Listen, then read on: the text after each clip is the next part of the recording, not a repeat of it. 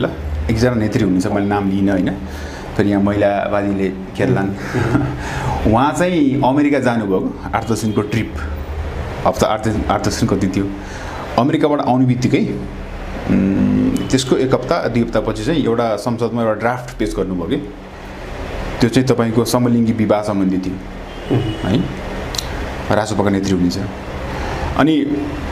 कस्तो संयोग के मान्छे यहाँबाट फ्रेस भएर जान्छन् हैन वहाँ गएपछि ब्रेन हाइजैक गरेर आउँछन् के भनेको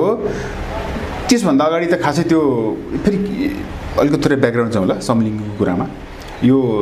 थर्ड जेन्डर जहाँ पनि हुन्छ कि महिला पुरुष थर्ड जेन्डर हुन्छ कि अनि अर्को एकदम विषाक्त रूप आज अहिले जेन्डर चुज भन्ने जेन्डर चुज गर्ने चाहिँ एउटा अधिकारको रूपमा स्थापित हुँदै गएको छ कि अहिले युरोपतिर त भइसक्यो स्थापित होइन जेन्डर चुज यसलाई चाहिँ जेन्डर फ्लुडिटी पनि भन्छ फ्लुडिटी तरलता के तपाईँलाई चाहिँ आफू म कुन जेन्डर हो भन्ने कुरा चाहिँ कन्फर्म नभएको कन्फ्युजन भएको होइन अथवा म आज एउटा जेन्डर हो भोलि अर्को जेन्डर हुन सक्छु भन्ने खालको त्यो सोच भएको त्यसलाई त्यो भनिन्छ अब जेन्डर चुज यति विषाक्त कुरा हो हामीले यसबारेमा नेपालमा त बहसै छैन हेर्नुहोस् कहीँ पनि यो एक किसिमको यो यसलाई एलजिबिटीको मुभमेन्ट र यो वोक मुभमेन्ट्सहरू चल्दैछ अहिले युरोप र अमेरिकामा त्यो एक किसिमको आतङ्कको रूपमा देखिएको छ क्या युरोप र अमेरिकामा यद्यपि त्यसको कुरा हामीले यहाँ कभर गरिसकेका छौँ होइन फाटाफुटा देखिसकेको छ कतिपय कानुन सुरु भइसकेको छ कानुन बनिसकेको छ होइन अब हेर्नुहोस् है एउटा महिला अलरेडी कति प्रताडित हुन्छ आफ्नो अधिकारलाई लिएर महिला अधिकारलाई लिएर र एउटा पुरुष महिला बनेपछि अब त्यो पुरुषले त महिलाको अधिकार खोज्ने भने जो वास्तविक महिला हो ऊ झन् पीडित हुने भने होइन र जेन्डर चुजले त हेर्नुहोस् त कहाँसम्म लाग्छ त्यो ल्याउने भयो हो महिलाहरू पुरुष हुने भए हो पुरुषहरू महिला हुने भए अब यसमा फेरि अर्को कुरा के जोडेको छ भने हेर्नुहोस् बडो अचम्मको कुरा छ कि यो अचम्मको यो समाज छ नि यो हामी भन्छौँ नि यो युरोप र अमेरिका मानक मान्छौँ हामी हेर्नुहोस् प्रविधि र विज्ञान बाहेक युरोप र रविहरू यसमा अल्मलिएका छन् जाने बुझेका त्यसमै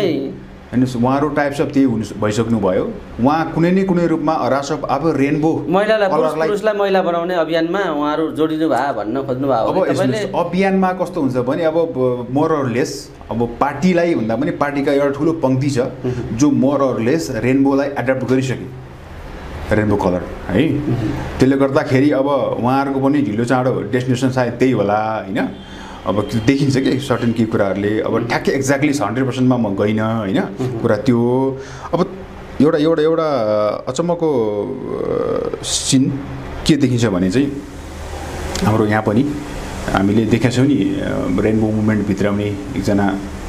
नागरिक अगुवा हुनुहुन्छ होइन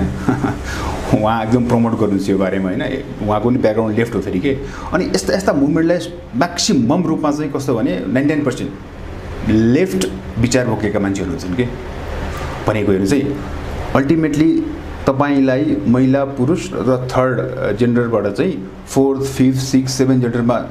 हाल्नु भनेको चाहिँ के हो भने महिला र पुरुष पनि एन्टिटी होइन यहाँ पनि चाहिँ एक किसिमको द्वन्द्वको निर्माण गर्नुपर्छ यसलाई पनि टुक्राउनुपर्छ भन्ने कन्सेप्ट न हो जेन्डर चुज भनेको प्राकृतिक रूपमा तपाईँ बाँचेर हेर्नुहोस् न बाबा